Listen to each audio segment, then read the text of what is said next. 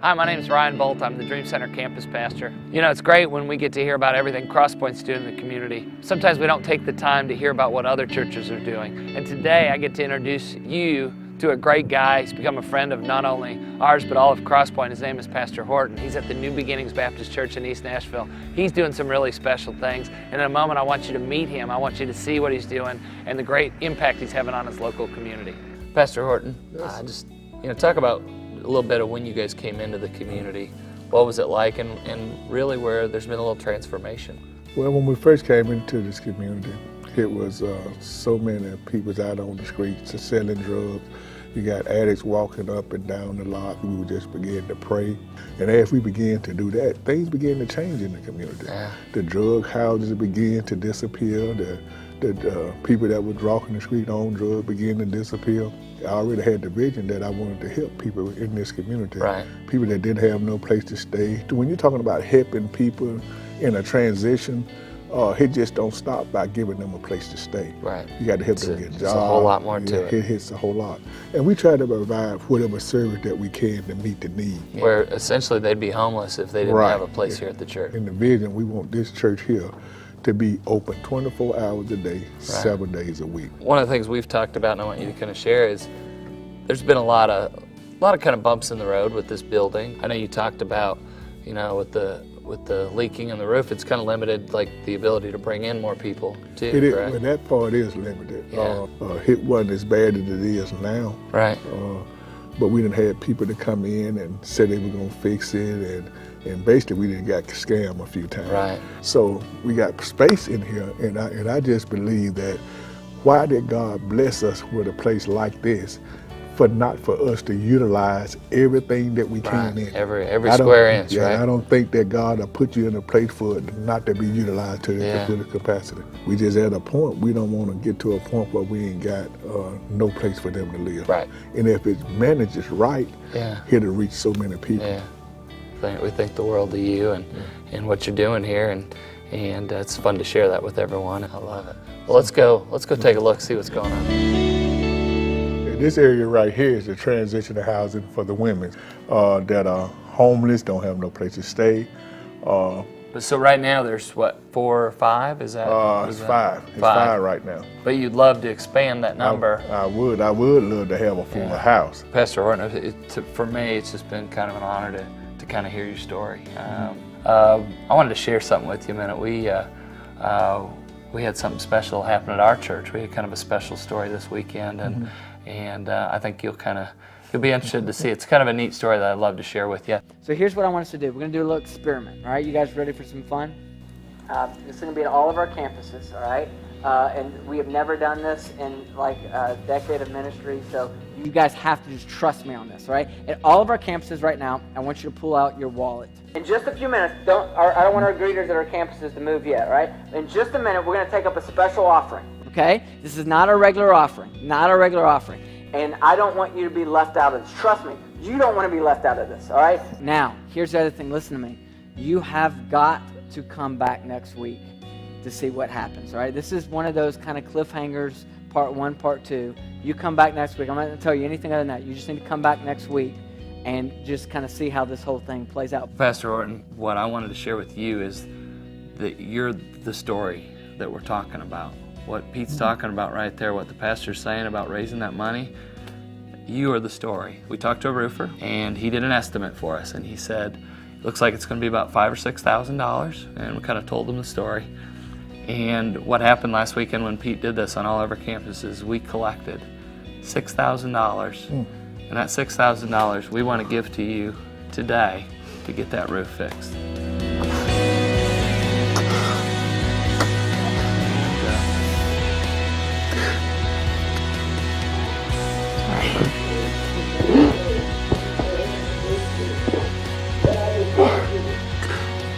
God's doing special things here, and we just want to be a part of it. And we're so thankful for the relationship, and just that we get to do this. This is fun for us, and I feel like we're building a neat friendship and a relationship, and we just are so excited about how God's moving in this community. God bless you all. Thank you all so That's much. good, man. Hey, good.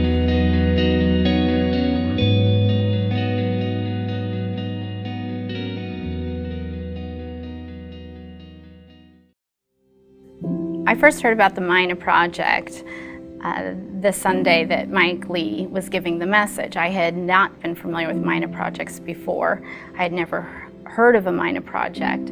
And when they passed out the envelopes in church, I assumed we were going to be making a donation. The last thing I expected was to find money in the envelope. Many of the members of our small group were there that Sunday, so that evening we discussed how we were going to go about putting our money to work and what we would do.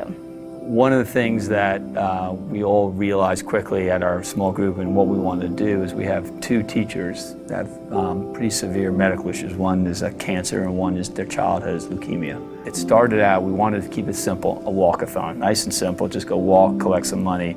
People can we do this? And then another small group said, can we sell hot chocolate? And we just kept saying yes, and it grew, but it grew in an easily manageable way and ended up raising a lot of money.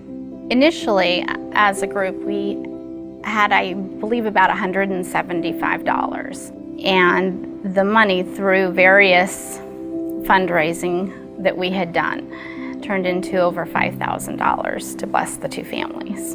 There was this, the walk, and the walk was amazing. I was able to go. I was feeling well enough that I could go that day, and my whole family went, and they had a big blue bucket, and people put cards in it. They put some gifts in it, notes of encouragement, little handwritten ones on computer paper, and really pretty cards that people bought, and all kinds of different things, and lots of cash. There was over $2,700 in my bucket that day. $2,700, it's unbelievable, really. I mean, it's floored us. It has absolutely floored us. The people, and it's just the support that's come out of Hope, and it's been amazing. It's put us in tears a couple times, and it's just, I mean, there's no way for us to possibly thank everybody enough and say, you know, how big of a difference it's made. My husband and I got home and eventually emptied the bucket out, and we just sat in awe, really, that how does that happen? Just the faithfulness of people who love Jesus, that's what it was. To see things like that is what helps me out, and just God just saying, here it is, look at the miracle. It just reminds me sometimes that when we have very small expectations, God has much larger plans for things.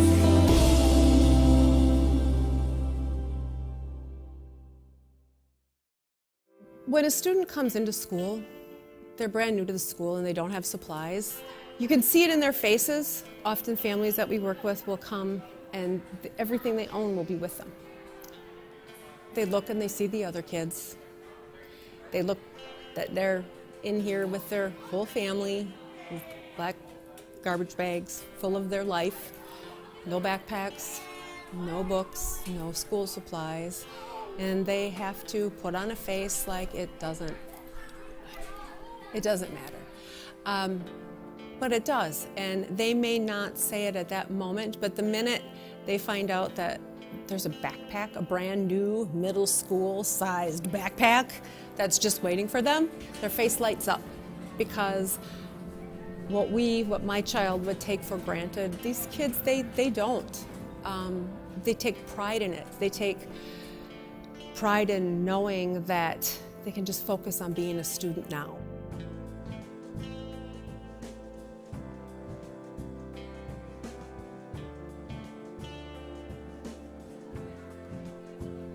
Each year, when students start out with a new backpack and new school supplies, first and foremost, they fit in. Most everybody else at school gets a new backpack and new school supplies at least.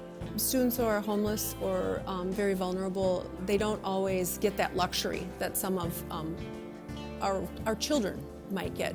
And I think it's important when people make donations of backpacks or school supplies to always remember that they're going to go to great use.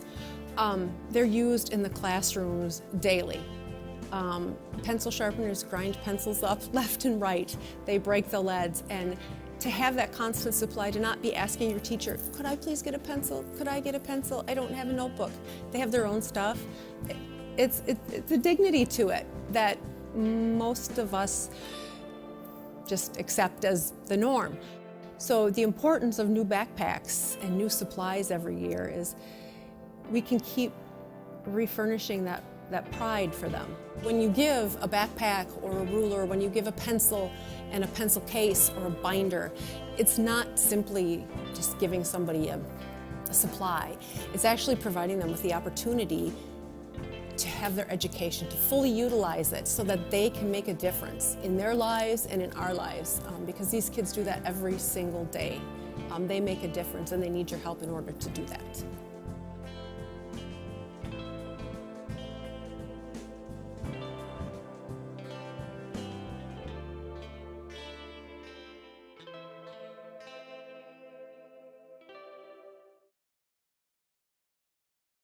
Hi, I'm Erica, and welcome to the Bike Project at St. John's.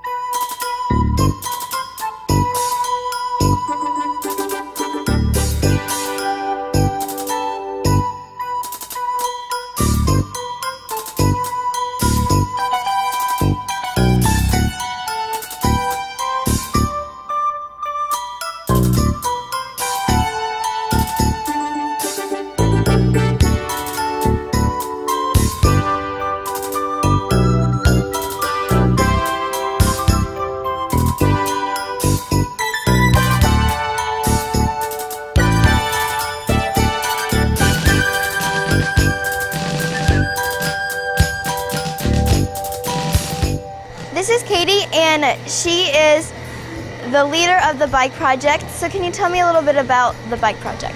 It's been going on for over 20 years. Okay, how many bikes are you making? This year we're doing 27. So where did the bikes come from this year? We got them from Walmart. Where are you donating these bikes to? We're donating them to the Buckeye Ranch. So how long have you been doing the Bike Project? Well, I've been doing it for a while now, since I was really little, so I just always liked it. So what made you decide to take it over next year? Well, I just wanted a new opportunity to do another service project. It's very fun. Well, I've just always liked it, and I wanted to do this. I just want to thank Thrivent for donating some money to us for the Bike Project, and everybody at St. John's that's volunteered and helped put them together.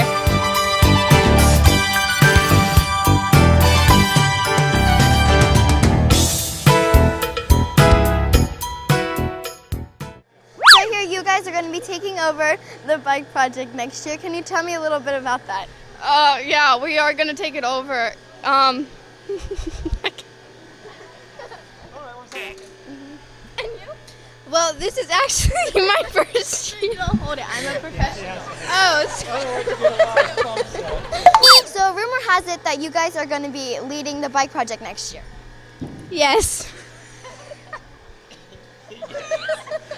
Deny it.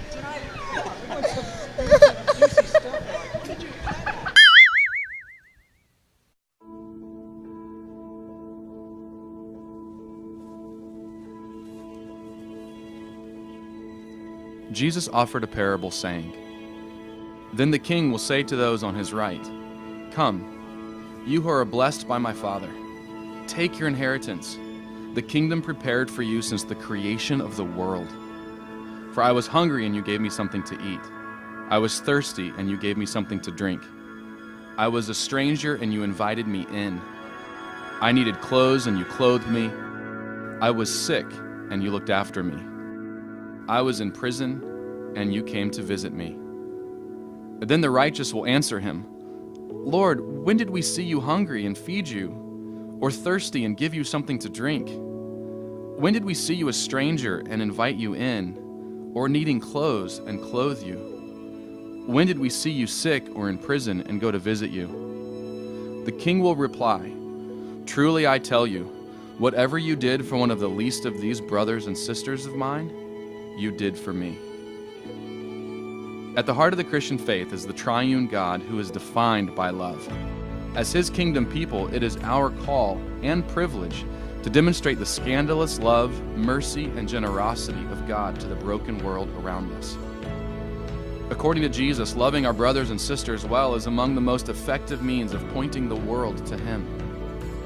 We accomplish this in part through our Deacons Fund. Every year, well over 100 individual needs are met within our church community through the benevolence ministry of our Deacons Fund. These needs range from groceries to unexpected health care expenses to helping people make their rent following the loss of a job. By sharing in the daily burdens of our church family, we are being freed from the cultural idols of individualism and consumerism. We are seeing non-Christian friends and family members captivated by the generosity of our community. And maybe even most importantly, we are seeking to be obedient to the command of our Savior. The Christmas offering also provides funding for dozens of neighborhood justice projects undertaken across our parishes each year. These projects include buying school supplies and winter clothes for children in our communities whose families may not be able to afford them, supporting community gardens to provide healthy produce for neighbors in need, and giving young people a voice through programs like the Crown Heights Theater Workshop. In addition to these individual projects, we invest in the work of our long-term justice partners. Our local partner, A House on Beekman, provides a seamless series of holistic programs from birth to adulthood that empowers our neighbors in the South Bronx to create long-term change to break the cycles of poverty through incarnational relationships. Our international partner, Many Hopes, is a long-term strategic solution to the corruption and poverty that exploits the most vulnerable girls and boys of Kenya. Many Hopes invests in sustainable community development, providing boys and girls homes, quality education, medical facilities, and even fresh, clean drinking water. In a city that is in many ways defined by greed and project self, one of the most compelling and transformational practices is sharing what we have with one another and bearing the burdens of our neighbors. We are compelled by the sacrificial love of God, who did not withhold even His own Son, to continue the legacy of the early church as recorded in Acts 4. All the believers were of one heart and one mind. No one claimed that any of their possessions was their own, but they shared everything they had. With great power, the apostles continued to testify to the resurrection of the Lord Jesus, and God's grace was so powerfully at work in them all that there were no needy persons among them.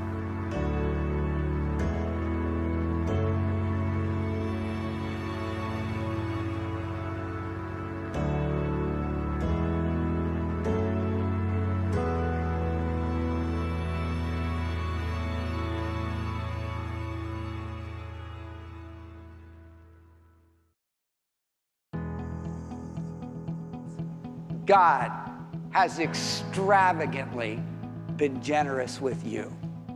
And when you get it, you are compelled to be extravagantly generous with others.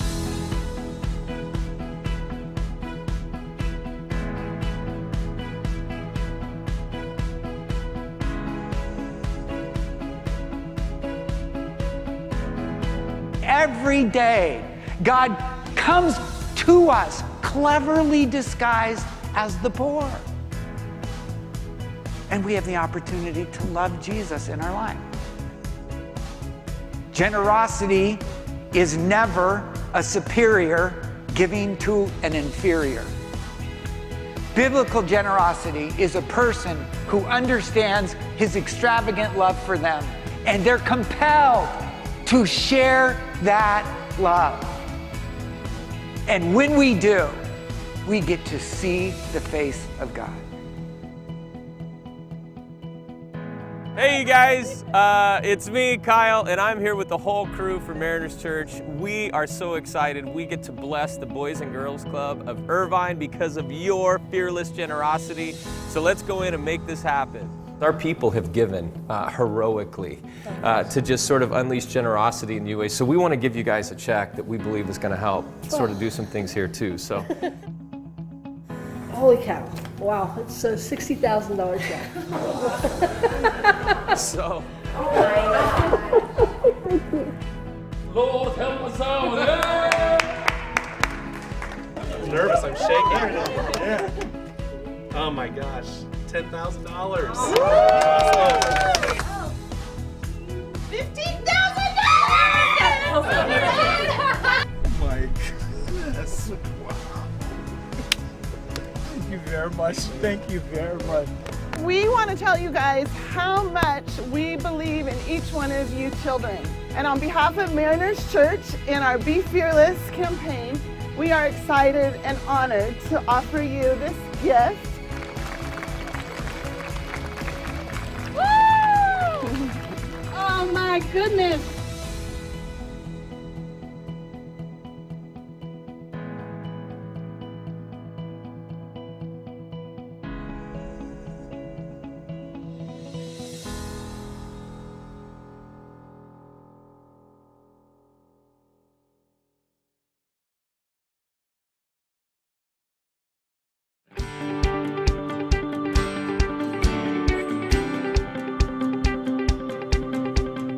I was born in a small rural town in the Philippines, just about 30 minutes away from San Pablo City, the site of Frontline Ministries. We visited some of the Compassion staff, as well as we met these 200 beautiful children, all of which who have sponsors right here at Community. This year, our campuses have identified several unique ministries to support through your generosity. These include Community 412 in East Aurora and Joliet, the Student Underground in Romeoville, and Friends of Swift and Gateway to Learning, both in Chicago.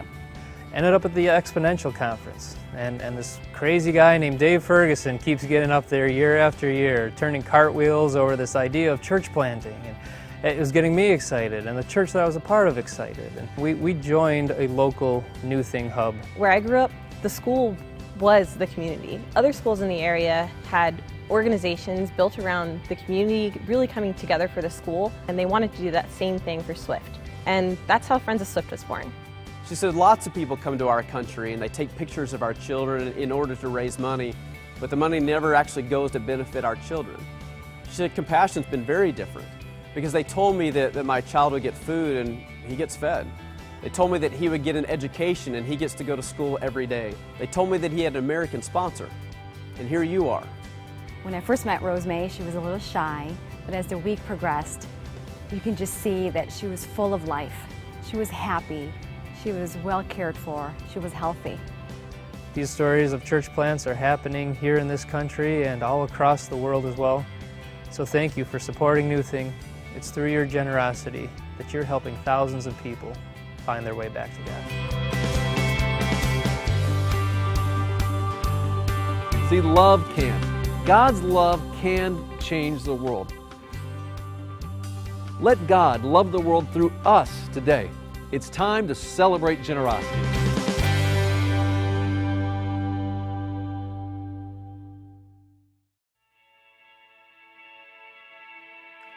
I tell anybody that being homeless is a full-time job.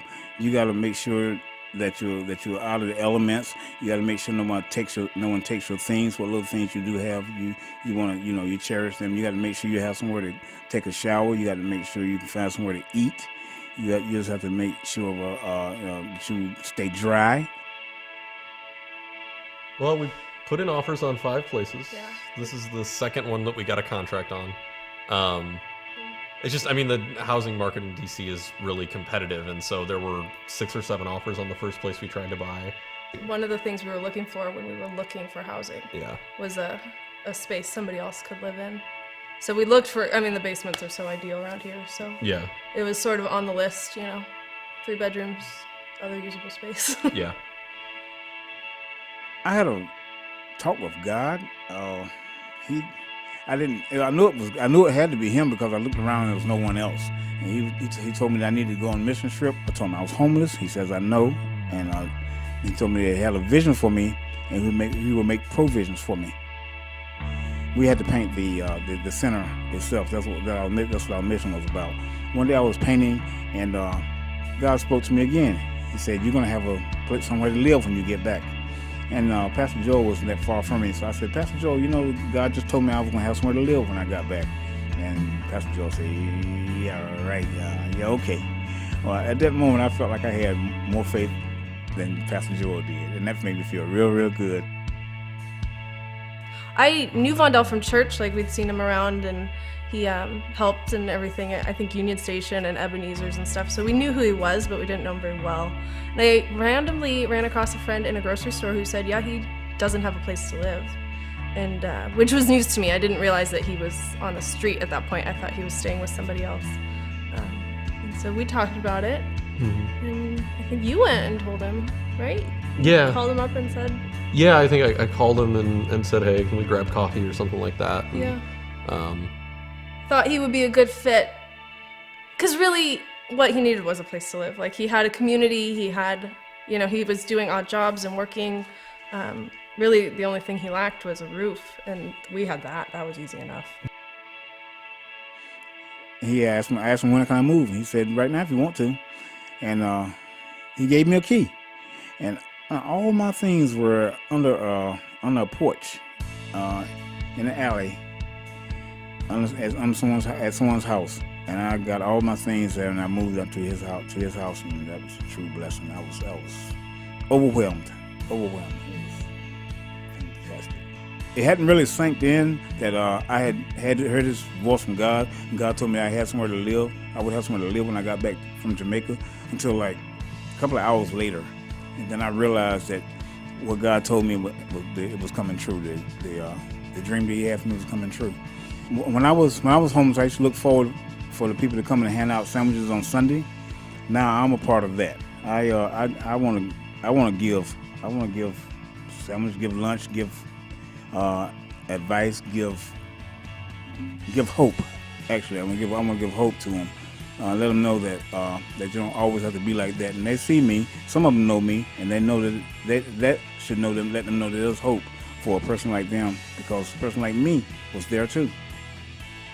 Family is meant to be the most basic unit of the church on mission from God, and we kind of treat our homes and our families as this little castle or this little huddle, and we have to protect these people in this space from everything that's out there that could possibly bring harm or anything like that.